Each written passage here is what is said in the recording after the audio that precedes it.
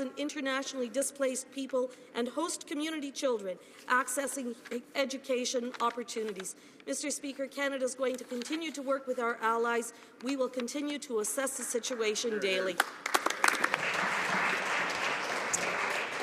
And that will bring us exactly to the time for statements by members. Déclaration de député. The honourable member for Mississauga East, Cooksville. Mr. Speaker, I was proud to partner with Canadian Blood Services to host the blood donor clinic at their Heartland Town Centre in Mississauga. During a special ceremony, we heard a moving presentation from Vinesha Ramasamy, a courageous young woman who is a cancer survivor and a blood recipient.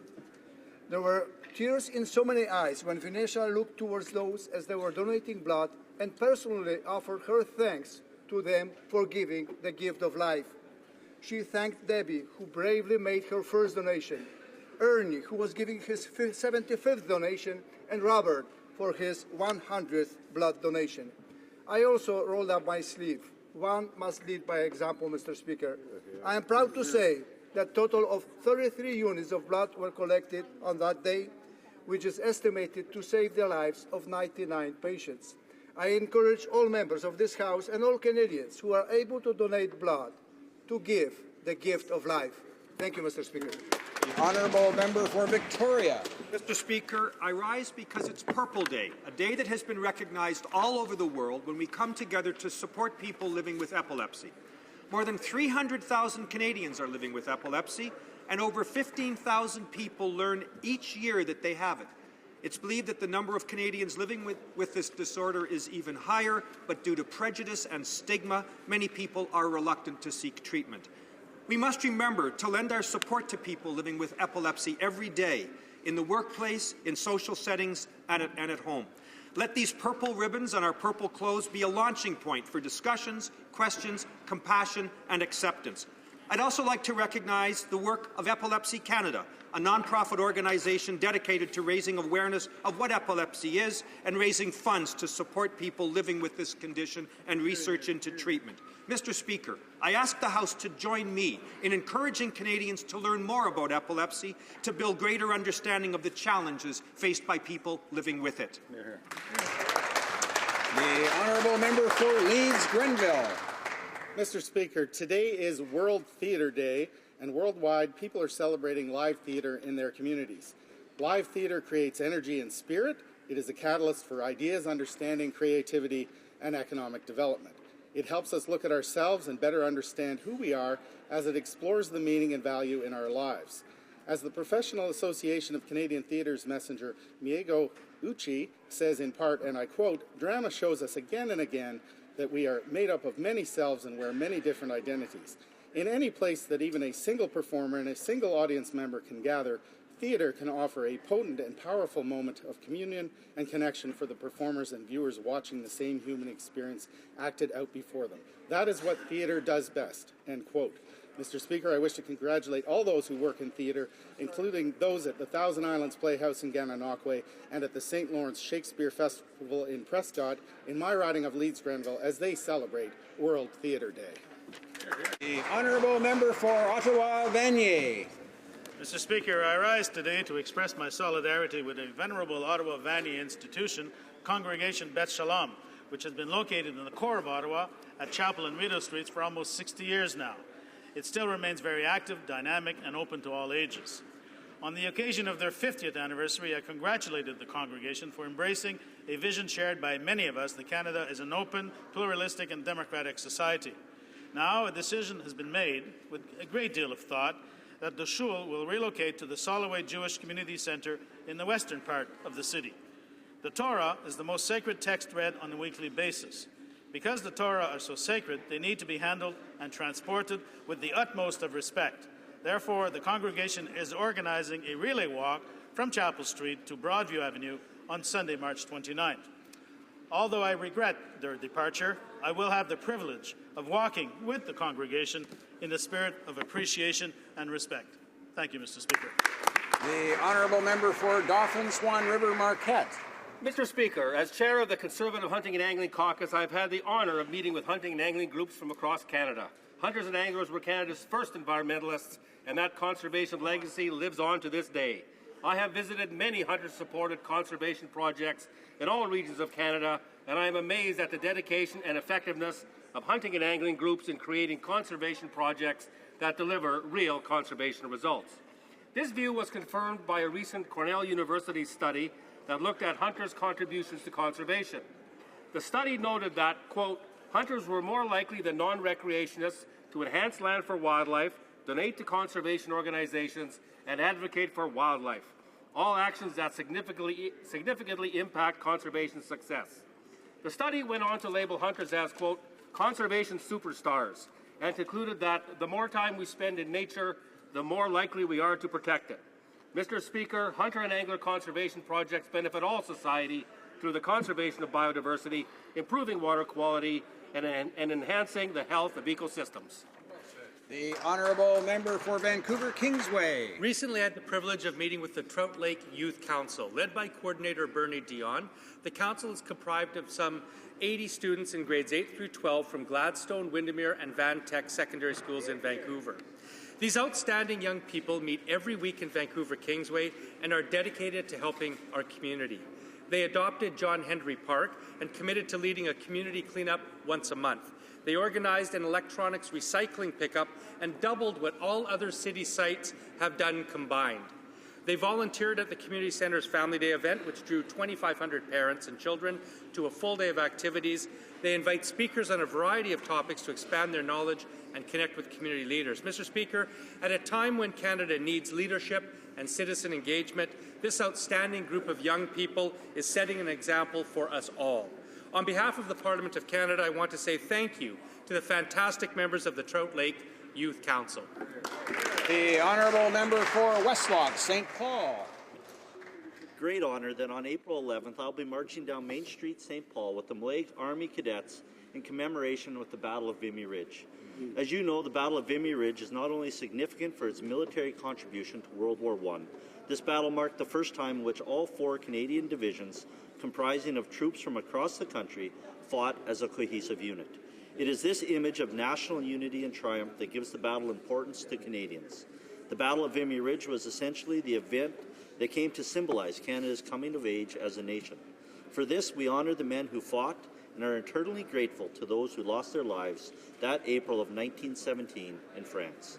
The people of St. Paul dedicate April 11th to remembering the great sacrifice that was made by those soldiers who fought to end the Great War and bring peace to the world. Mr. Speaker, the Lakeland region has always been proud of Canada's exceptional military past. Our brave soldiers, past, present, and future, are a symbol of the great achievement and sacrifice that defines this great nation. Hear, hear. Hear. Full member for Whitby, Oshawa. Thank you, Mr. Speaker. I rise today to recognize and congratulate the partnership between First Canada Robotics, Durham College, and University of Ontario Institute of Technology, and their successful semi-final robotics competition, which attracted over 47 teams of students from Canada and the United States, as well as over 3,000 spectators. First Canada's partnership with Durham College and UOIT allowed both visiting and local competitors to be inspired and engaged with robotics and technology institutions. The students say these events helped improve their teamwork skills, self-confidence, and problem-solving abilities. Mr. Speaker, I'd like to especially recognize and thank all of the teacher mentors and the volunteering of their time with each of the elementary and high school student teams. And lastly, I'd like to thank Durham College and UOIT for hosting this fantastic event. Thank you, Mr. Speaker. The honourable member for Burnaby, New Westminster. Mr. Speaker, Bill C-51's provisions are broad and vague with huge gaps in oversight and accountability.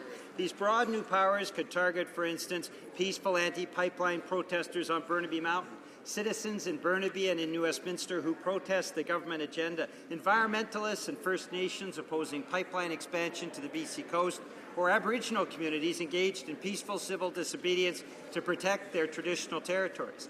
This government has refused to listen so far to the Canadian Bar Association, the BC Civil Liberties Association, the Union of BC Indian Chiefs, over 100 of Canada's top legal professors, and countless others who have unequivocally exposed Bill C-51's dangerous flaws. New Democrats will relentlessly stand up to this dangerous bill. Canadians deserve better, Mr. Speaker, and on October 19th, they'll get better with a new NDP government that respects democratic rights and freedoms in Canada. The honourable member for Miramichi. Mr. Speaker, our government has always been clear about its support for our Canadian sealers in the sealing industry. That's right. Unfortunately, earlier this week, we learned about a woman from Newfoundland, Labrador, who recently had her seal skin purse confiscated by U.S. Customs and Border Protection because seals are on the endangered species list in the United States. She now is forced to pay a $250 fine for trying to take her purse across the border. Mr. Speaker, the seal hunt is the most humane hunt in the world. Sealing is a proud and historic tradition, one in which is a part of rural, northern, and Inuit life, and is always a way of life. Absolutely. Our government remains steadfast that the seal's harvest is a humane, sustainable, and well-regulated activity.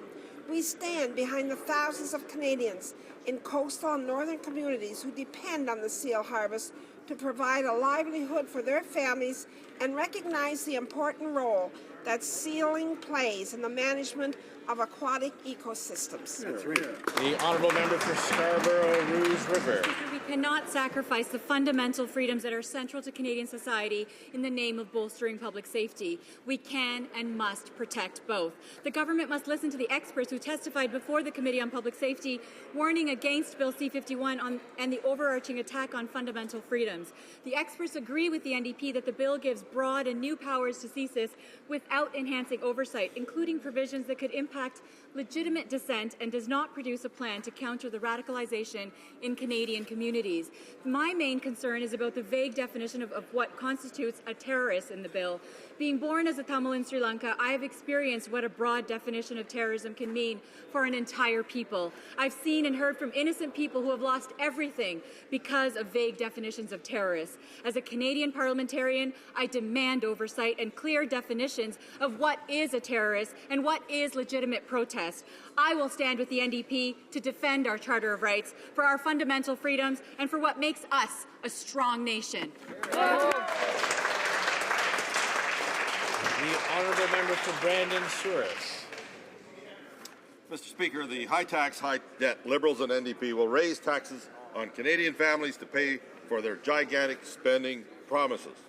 But Canadians don't want their money funneled to bureaucratic black holes. Hardworking Canadian families don't need higher tax bills. That's right. What they need is tax relief and direct support that they can use as they see fit. And that's exactly what we're delivering. Under our family tax cuts and benefits package, we will put money back in the pockets of parents, something the Liberals and the NDP have objected to and voted against every chance they've had. Under our plan, 100% of families will benefit, with the vast majority of these benefits flowing to low and middle-income families. So, Mr. Speaker, the choice is clear. Voting Conservative gets you more money in your pockets to spend on your priorities.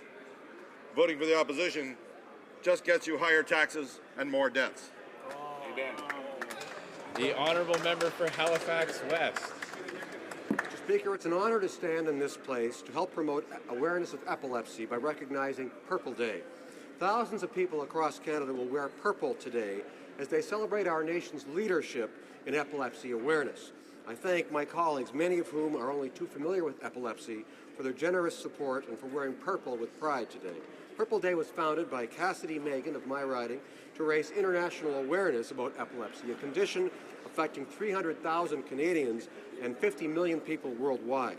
We all owe a debt of thanks to Cassidy for her courage and her commitment to improving the quality of life of people with epilepsy. The honourable member for Saskatoon-Rosetown-Biggar. This Conservative government has a strong record of keeping communities safe from dangerous and addictive drugs. This week, we passed the Respect for Communities Act, which will guarantee residents, law enforcement, and community leaders a say when drug injection houses want to open. Unfortunately, the Liberals voted against communities having this important say, and the Liberal leader has called for more injection houses to open across the country. Drug injection houses allow the use of dangerous and addictive drugs that tear families apart, promote criminal behavior, and destroy lives. The Liberal leaders' pledge to blindly open drug injection houses in communities across Canada is both disturbing and wrong.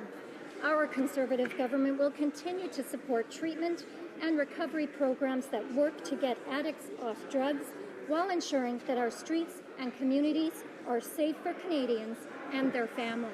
The honourable member for Thunder Bay, Rainy River. Mr. Speaker, every day the Conservatives fail to produce a budget is another day they're failing Canadians, and especially seniors living in poverty. Introducing a budget is the most basic responsibility of a government, but the Conservatives can't even manage to do that. Provincial governments are being forced to introduce budgets without any certainty. It is unacceptable and yet another failure in a decade of Conservative mismanagement. Canadians are working harder but falling further and further behind. Mr. Speaker, enough is enough. It's time to replace this Prime Minister, repair the damage he's done, and lift seniors out of poverty. The NDP has a plan to do exactly that. We will return the eligibility age for OAS to 65, increase GIS to eliminate poverty among seniors, increase CPP so that every person can retire in dignity. That's what seniors deserve, and that's what an NDP government, Mr. Speaker, will deliver. The honourable member for Cumberland, Colchester, Muscat. Thank you, Mr. Speaker. Mr. Speaker, we know that the high tax, high debt Liberals and NDP believe bigger government and more taxes is what's best for Canadian families. But on this side of the House, we believe in keeping more money in the pockets of mums and dads. Our low tax plan is working, and we're making sure 100% of families with children benefit with almost $2,000 back in their own pockets. Now, the vast majority of these benefits will go to low and middle income class Canadians so that they can spend the hard-earned money how they want to. If given a chance, the high-tax Liberals and the high-debt NDP will take those benefits away for pet projects and a larger and growing bureaucracy. Now, the contrast is simple. Liberals believe bureaucracy knows best when it comes to Canadian families, while on this side of the House, we believe in giving money back to the real child care experts, and their names are Mum and Dad. Thank you, Mr. Speaker. Oral questions, questions orales. The honourable member for Halifax.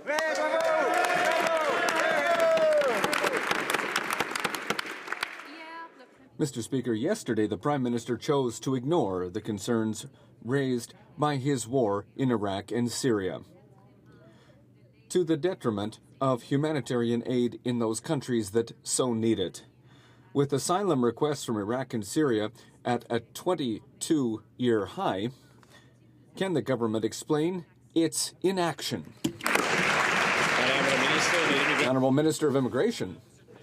Mr. Speaker, quite the contrary. This government is taking action. It has been since the beginning of this conflict in Iraq and Syria. That's why we have welcomed the largest number of resettled refugees from Iraq since 2009, more than any other country on a per capita basis. And that is why, Mr. Speaker, we have decided to accept 10,000 Syrian refugees who will be resettled in Canada over the next 3 years. Mr. Speaker, this government is acting both militarily to fight the threat of ISIS and on the humanitarian front. Honourable member for Halifax. The government just met its targets for 2013.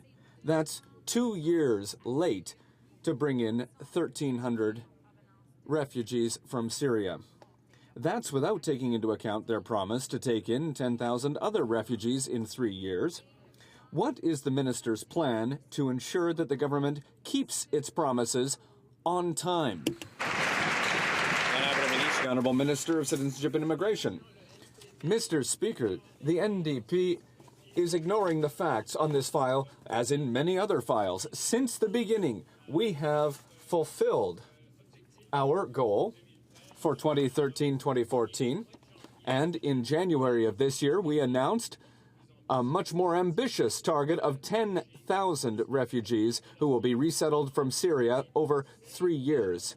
That was the announcement. That's the goal. That's the most ambitious goal of all the countries who are part of the network resettling refugees from around the world. Canada is proud of resettling a huge number of refugees every year. Deputy de Halifax. Conservatives congratulate themselves for being 2 years late when it comes to fulfilling our promise to bring Syrian refugees to Canada. Measures that would save the lives of ISIL's victims are now left on the back burner, yet the Prime Minister can't move fast enough when it comes to launching Canada into a war with no exit strategy and no end in sight. Can this minister explain why their motion doesn't include any new money for refugees? The Honourable Minister of Civil. Well, Mr. Speaker, the member is completely wrong. 2 years ago, we announced our first objective for Syria. We have met and surpassed that objective, Mr. Speaker, and we have announced 10,000 refugees will be resettled in Canada this year, next year, and if necessary in 2017, Mr. Speaker. That is the largest commitment to refugee resettlement from Syria by any country publicly yet made. It's in addition to 21,000 Iraqis resettled here. That's on top of asylum seekers who've come here in their thousands, Mr. Speaker. We are taking action against the Islamic State, which is the force creating refugees in Iraq, in Syria.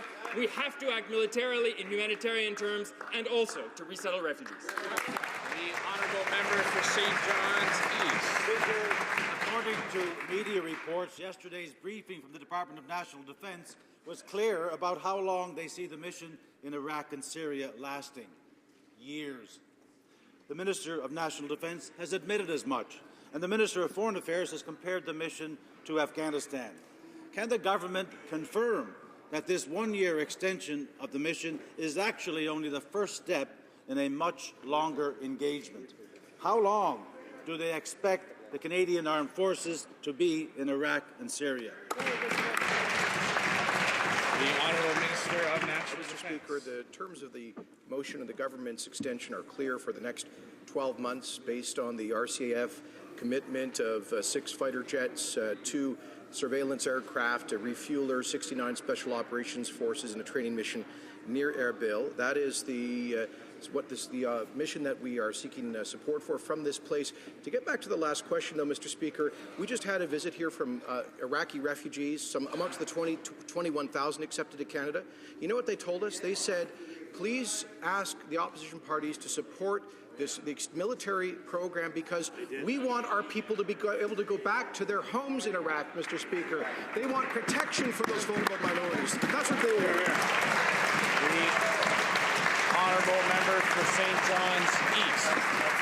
Mr. Speaker, yesterday the Minister of National Defence said that the legal case for dropping bombs in Syria was based on criminality or Canada's independent right of self-defence. Or he said it was because of the Genocide Convention, or perhaps it was Section 51 of the UN Charter. The Prime Minister said that the international law wasn't really applicable. Can the Minister of Foreign Affairs tell us what the legal rationale is today? Or does he too believe that the question is only a joke? The Honourable Minister of Foreign Affairs. I'm glad to hear that the NDP is concerned about the legal justification, and once they hear it, I take it they'll support the mission. Is that a fair comment? That'd be good, because those are all the questions that we're getting, Mr. Speaker. Mr. Speaker, we've indicated that the government of Iraq has the collective right to self-defense under Article 51 of the United Nations. They have officially requested international help, and so we'll comply with that, Mr. Speaker. We'll work on the same basis as our American allies are doing, Mr. Speaker, and report that to the United Nations. The Honourable Member for Saint Laurent, Cartierville. Mr. Speaker, as we learned today that another huge number of jobs are being cut at CBC Radio-Canada, particularly from local stations this time, will the minister admit that these reported layoffs are the result of conservative cuts? Since 2006, $227 million has been cut from the 2014 budget. That's about a fifth of CBC Radio-Canada's budget. Will the minister at least try to convince her government to restore this funding in the next budget? Parliamentary Secretary. As the member knows, the CBC is responsible for its own operations. It's up to the CBC to provide programming that Canadians actually want to watch and listen to in both of our official languages. Mr. Speaker, our government provides on a yearly basis the CBC with very significant funds every single year. And let's be clear, Mr. Speaker, that these changes, and the member is probably aware of this, are part of the CBC's restructuring and strategic plan, which they began implementation of in 2014. The honourable member for Wascana. Mr. Speaker, Alberta is the epicenter of the energy downturn, and yet Premier Prentice was able to table a budget today on time in this fiscal year. Premier Wall did the same last week in Saskatchewan. The economists that advise this government say there's no credible reason for procrastination. Will the finance minister stop playing peekaboo with Canadians and table a budget investing in the real drivers of economic growth: infrastructure, access to higher learning, innovation, effective trade, and environmental credibility? Will he do that in this fiscal year? The Honourable Parliamentary Secretary to the Minister of Finance. Mr. Speaker, we know very well that we're in a fragile global economy, and of course this country has been impacted by the dramatic fall in oil prices. Mr. Speaker, that is even more reason to stick to our government's plan that has generated almost 1.2 million net new jobs since the end of the recession. It is because of our actions that the overall federal tax burden is at its lowest level in 50 years. But, Mr. Speaker, the solution is not a tax hike on the middle class like the Liberal leader is proposing, and the solution is certainly not a $20 billion carbon tax that would hurt Canada's economy and kill Canadians' jobs. Our government has a low tax plan for jobs and growth for all sectors of the Canadian economy that is working. The honourable member for Wascana. Well, Mr. Speaker, decent economic growth is not Canada's reality. And despite the government's boasting, they're not doing better than the rest of the world. Last fall, before the oil downturn, the IMF projected 139 countries would grow faster this year than Canada. In the OECD, there were 16, including Greece. More recently, the OECD has downgraded Canadian growth while upgrading many others: the US, Europe, Japan, Germany, France, India. Why is the government content to have the worst economic growth record in 8 decades? The Honourable Parliamentary Secretary to the Minister of Speaker, Finance. since forming government, we have had the strongest economic growth record of any country in the G7. We have created almost 1.2 million net new jobs, and we have launched the largest federal infrastructure plan in Canada's history. The G20 Summit's action plan singled out Canada for our strong growth. The IMF and OECD both project that Canada will have among the strongest growth in the G7 in the years ahead. We will not take lessons from the Liberals who think that budgets balance themselves. Honourable member for Alfred Penham. After hearing the concerns of many groups and experts from across the country, Canadians are more and more concerned about the scope of Bill C-51. And the Conservatives are looking the other way and refusing to listen to major criticism of their bill. And that's why, at the NDP, we will table a motion to expand the debate. We want to include a strategy to fight radicalization and better oversight mechanisms for our security agencies. Will the government support our motion? The Honourable Minister of Public Safety. Mr. Speaker, the fight against terrorism, well, in that fight, the NDP is well behind the ball.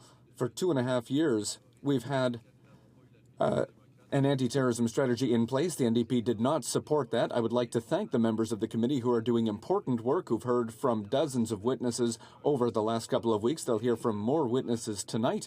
And we've seen great support for our bill, which will protect Canadians and also protect their rights and freedoms, but also protect them against terrorists.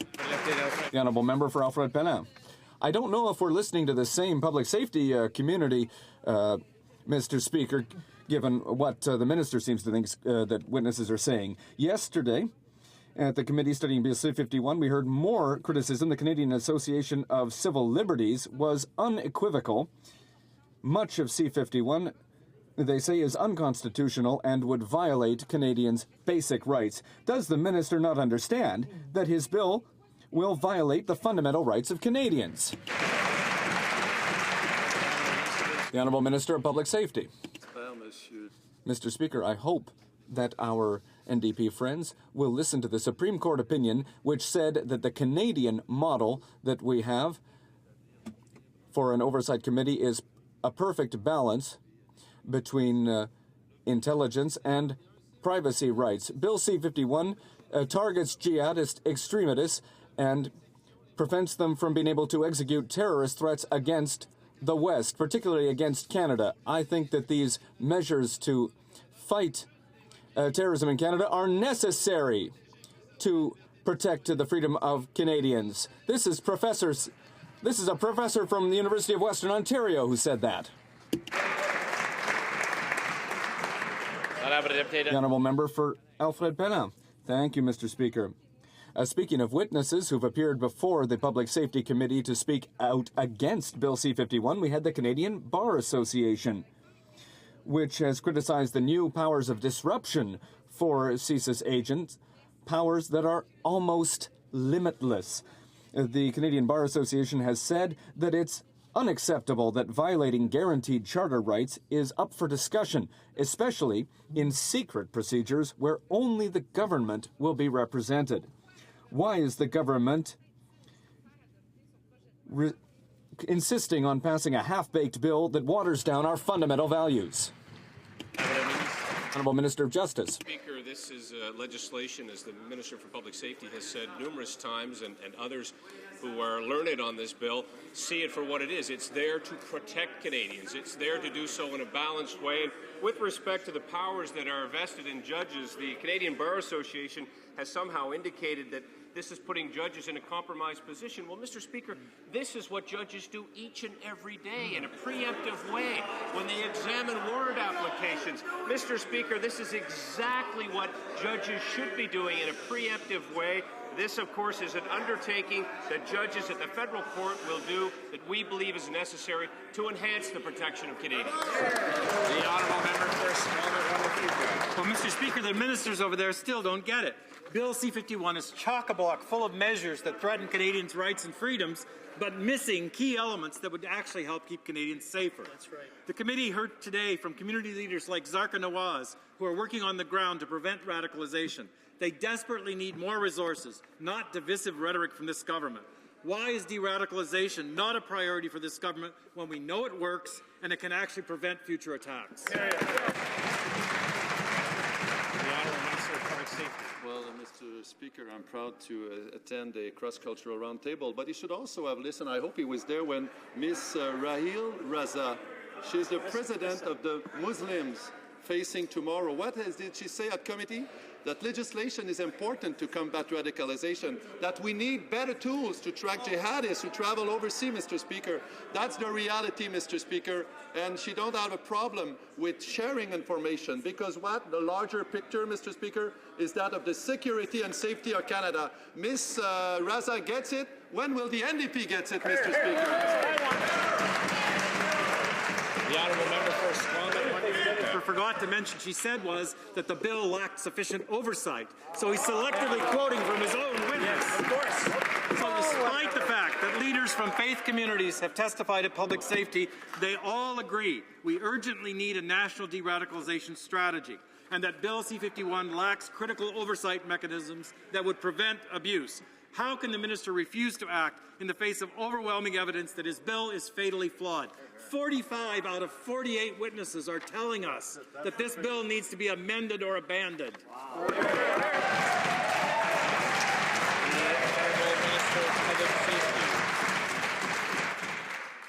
Mr. Speaker, I am proud to know that we will enable the left hand of the right hand government to know what's happening. I'm proud, Mr. Speaker, that we will provide a capacity to our intelligence officer to speak to the parent of a young individual who's being radicalized, Mr. Speaker. Mr. Speaker, we reject the argument that every time we talk about security, our freedoms are threatened. Canadians understand that their freedom and security go hand in hand, Mr. Speaker, and they expect us to do both and to protect both, Mr. Speaker. There are protection, of course, in that legislation, because the fact is that our police are there to protect us, Mr. Speaker, against the terrorists.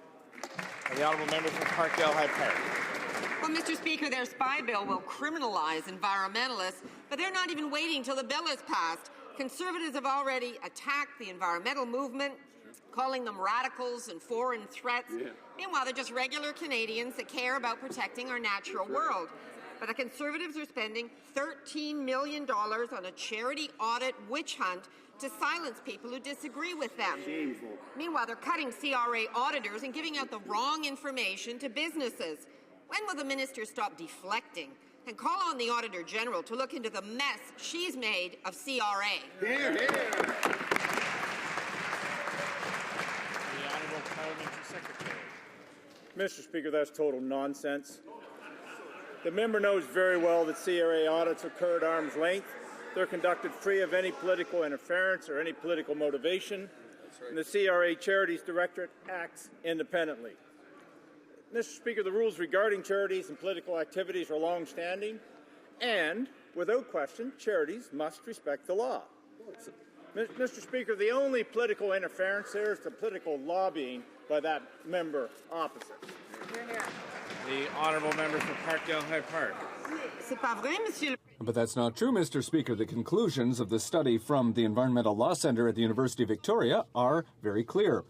The CRA is currently leading 44 investigations into the political activities of environmental and poverty advocacy groups. Organizations like the David Suzuki Foundation, Canada Without Poverty, and Equiterre. So, will the government end this witch hunt and ask the Auditor General to look into the CRA's own activities?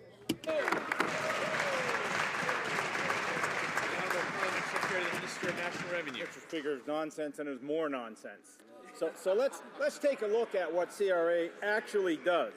You know, CRA audits 1% of the charitable sector every year. And this means that on average, only 0.4% of all charities end up having their status revoked for cause in a given year. So, Mr. Speaker, let's look at the other facts here. There's $14.24 billion in tax receipts for charities, 86,000 charities across the country. Does that member believe that we shouldn't look at any of these charities, or is she just defending the charities of her choice? Yeah. The honourable member for Rimouski, Nejet, Témiscouata-les-Basques. Mr. Speaker, the time for excuses has ended. The government of Quebec is tabling its budget today, and it's the same thing in Alberta. But the Conservatives are still asking Canadians to wait, keeping them in the dark on how their money will be spent. We need measures now to help seniors who are living in poverty. We need money now to help families who don't have access to affordable daycare. So I want to ask, when will we see a budget that puts families in the middle class first?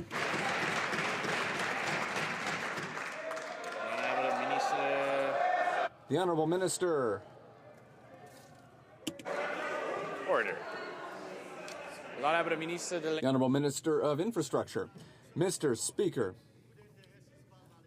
we're following what's happening in the province with great interest, but the priority for our government is to create jobs and long-term prosperity for Canadians. Working in partnership with the provinces, we will have an excellent budget. The Minister of Finance is working on it every day. Member for Skeena-Wilkie Valley.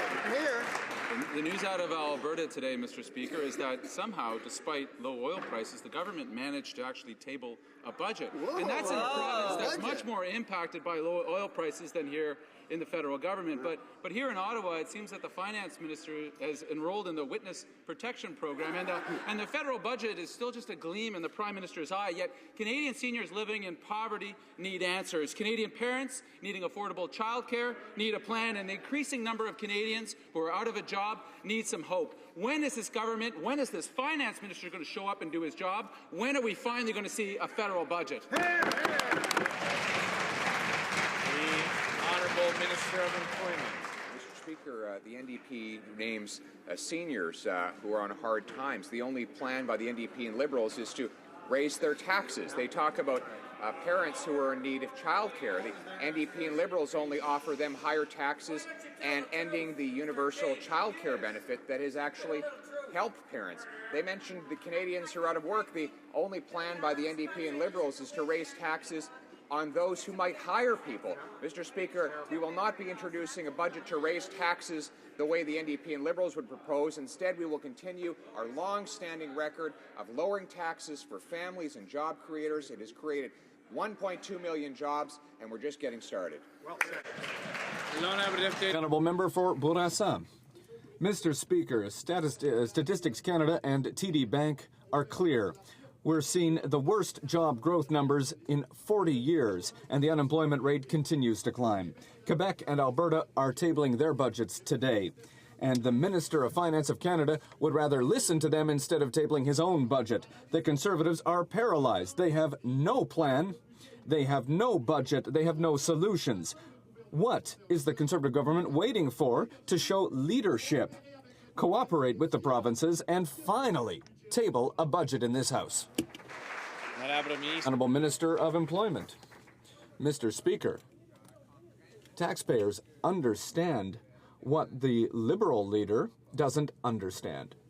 That's that budgets do not balance themselves. Families need to balance their budgets by earning a good salary without punitive taxes, and that is why we have reduced taxes for families. We have a child care benefit of almost $2,000 for every child under 16 years old and $720 for every child aged 6 to 17. Mr. Speaker, the Liberals want to take away all of those benefits, and we will stop them from doing that. Yes. Speaker, Canada's economy was weak before falling oil prices, and it's flatlined since. We need a budget now to kickstart the economy and to help Canada's struggling middle class. But the finance minister says he can't do it because of oil prices. Alberta is far more dependent on oil prices than Canada, yet they're actually delivering a budget today. If Alberta can deliver a budget, why can't this finance minister? Why can't he even tell us the date of a federal budget? Why can't he answer budget questions in this House? The Honourable Minister of Employment. Mr. Speaker, he has answered the call of Canadians by lowering their taxes and putting more money directly in their pockets. That's why our recent low-tax plan for families will allow parents to split their income to reduce the family tax burden by up to $2,000.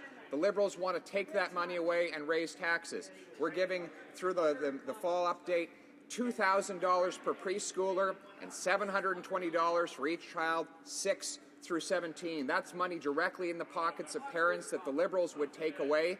Mr. Speaker, parents understand that budgets don't balance themselves. Conservative low-tax plans do. The Honourable Member for Kings Hand. Speaker, Canadians know that budgets don't write themselves. They actually require a finance minister who shows up, does his job, writes budgets, responds to questions on budgets in this House, and creates jobs and growth for Canadian families. TD reports today that precarious employment is worse than it was before the recession. We now have the Bank of Canada, the PBO, CIBC, and TD telling us that Canada's job market is weak. When will the Conservatives deliver a budget with a plan for jobs and growth, and why can't the Finance Minister answer budget questions in this House? The Honourable Minister of Employment. Mr. Speaker, since the recession, our economy has created 1.2 million net new jobs.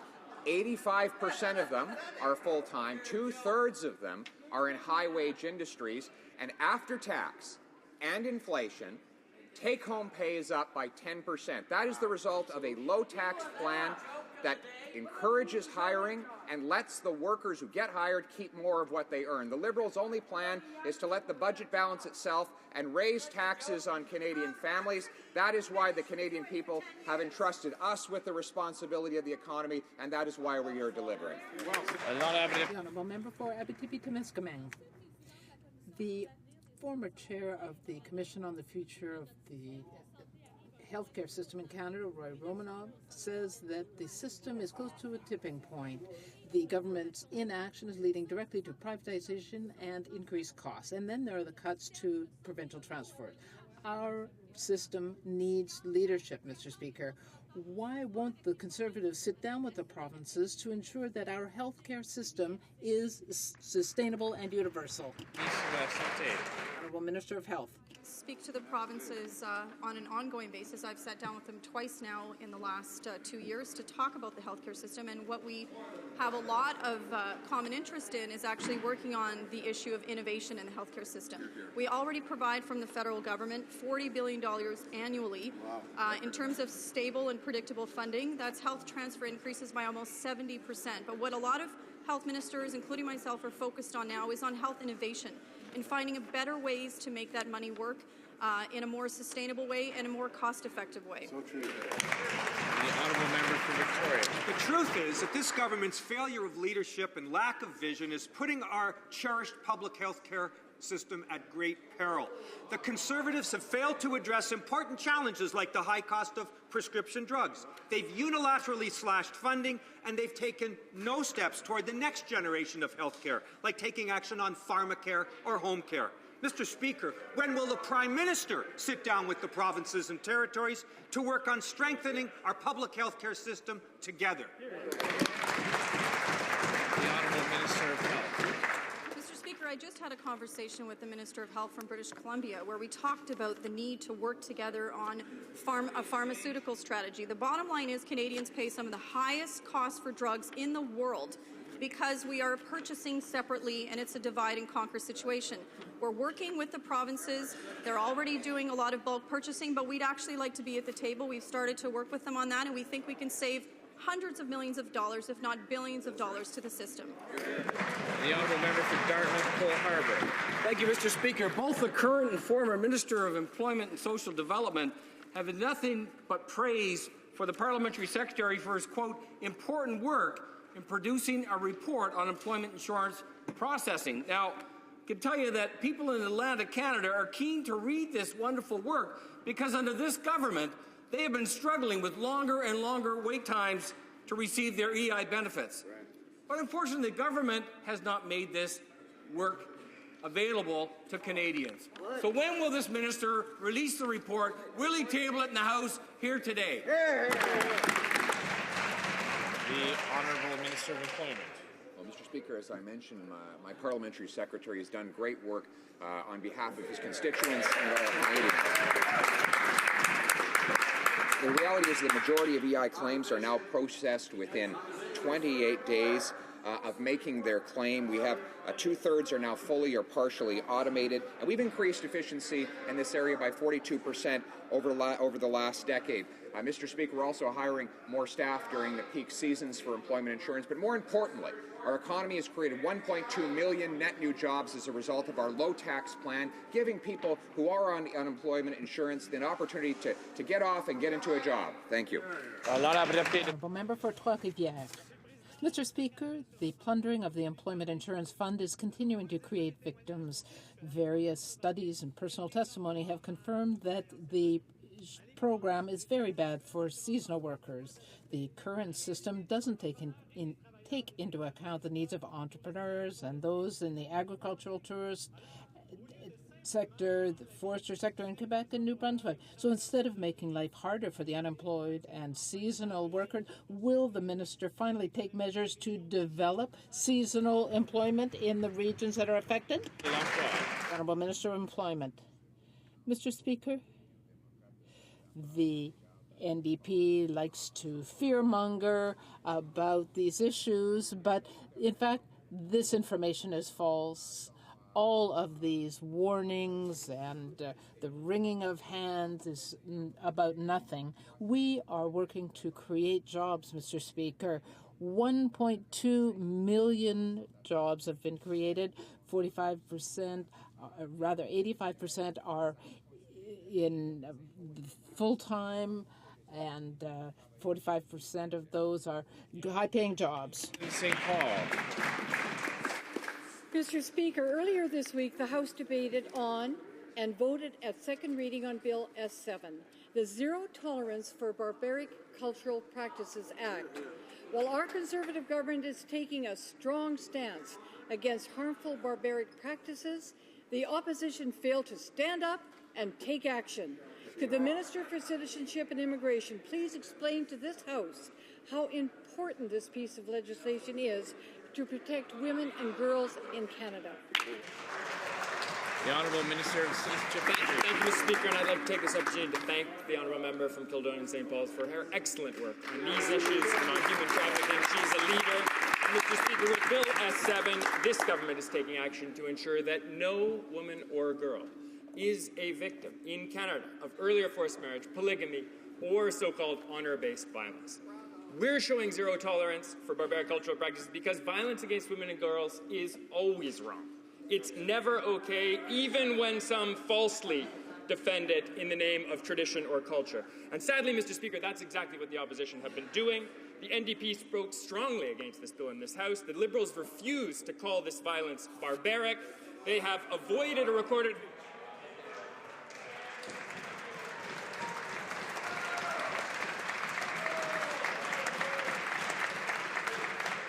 The Honourable Member for Ottawa Centre. How about some action on murdered and missing Aboriginal women, Mr. Speaker? Mr. Speaker, Mr. Fahmy's passport went missing after it was seized by Egyptian authorities, and now his life is in limbo without proper identification. Recently, I brought this to the attention of the Minister of Foreign Affairs, and yesterday, Egyptian authorities paved the way for the Canadian Embassy in Cairo to issue a new passport to Mr. Fahmy.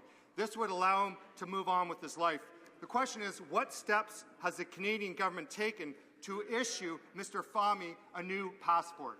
The Honourable Minister of State for Consular Affairs. Mr. Speaker, when Mr. Fahmy is able to travel, we have a travel document ready. The Honourable Member for Laurier-Sainte-Marie. Mr. Speaker, since Mohamed Fahmy no longer has a passport, he is in a difficult situation. But fortunately, the Egyptian court has authorized the Canadian ambassador to issue a new passport to him. Can the minister confirm that information? And will the government respond positively and quickly to this request for a temporary passport and help Mr. Fahmy get back to a normal life and come back to Canada? The Honourable Minister of State.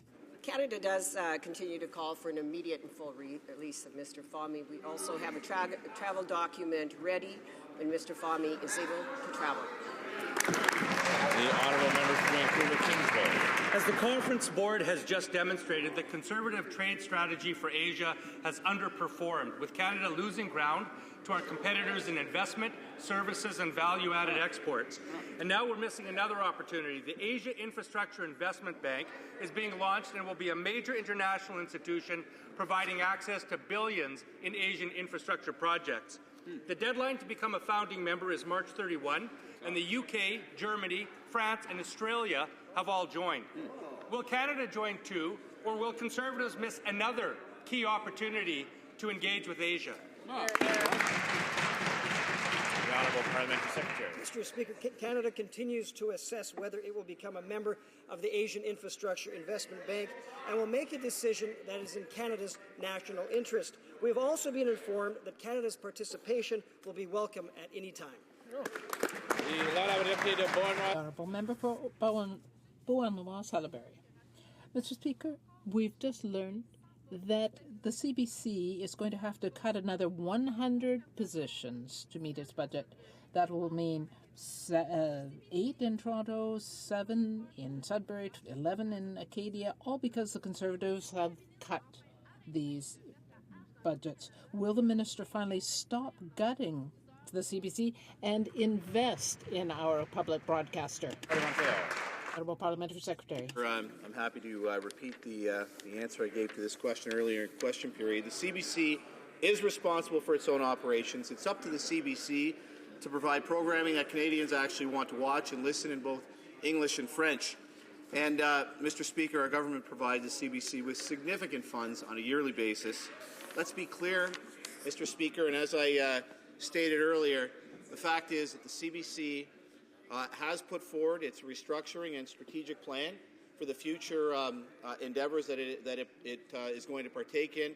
That plan was tabled in 2014. It is now being implemented. The honourable member for York West. Yesterday, when asked about the government's weak commitment to Southern Ontario's manufacturing, the minister flippantly answered with spin. While Ontario families who lost their manufacturing jobs are sick and tired of his spin, they're looking for jobs.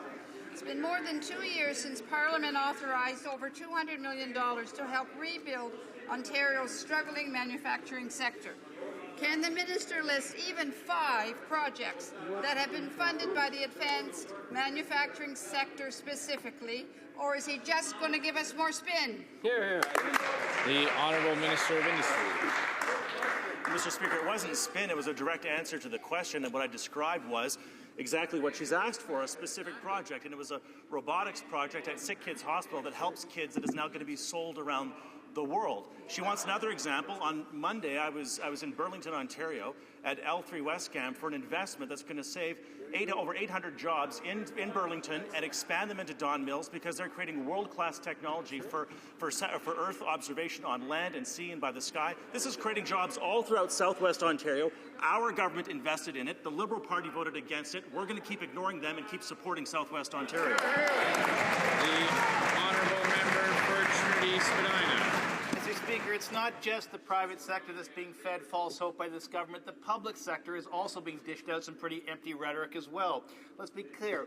Boasting about a plan that is not going to fund cities for 10 years, doesn't build housing today, won't fix a bridge tomorrow, and certainly won't solve gridlock anytime soon. This government's action plan, so-called action plan, is actually an inaction plan.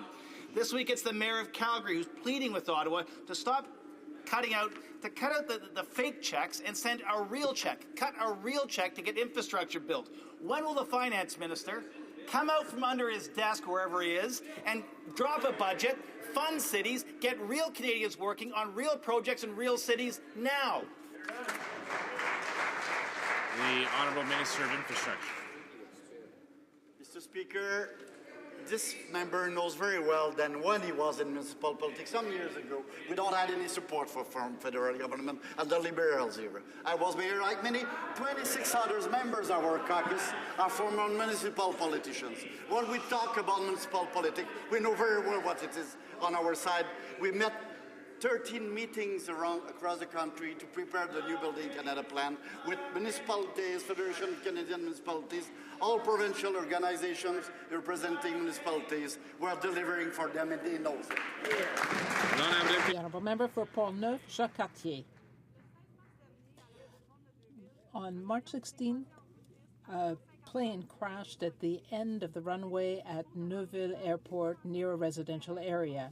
This is the second incident in 4 months, and people are very concerned.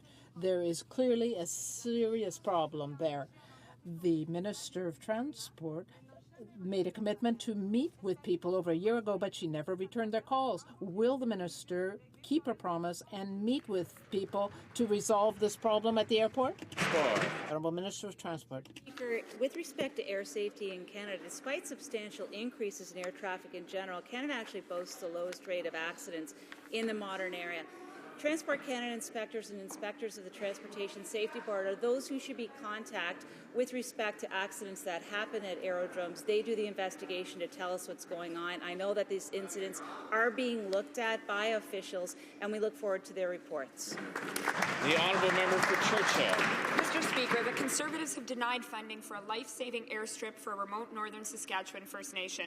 Without an airstrip that can accommodate an air ambulance, the community of South End is forced to rely on ground ambulance service. It's a 5-hour round trip on a gravel road.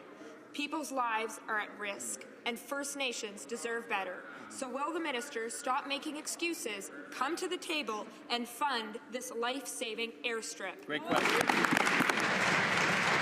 The Honourable Minister of Aboriginal Affairs. Mr. Speaker, that member should get her facts right. The airstrip that she is referring to is under provincial jurisdiction, and our government provides for that community a nursing station, and the First Nation in question receives currently medical emergency evacuation by helicopters or planes. So we will continue to work in partnership with First Nations for stronger, healthier, and self-sufficient communities. The honourable member for Wild Rose.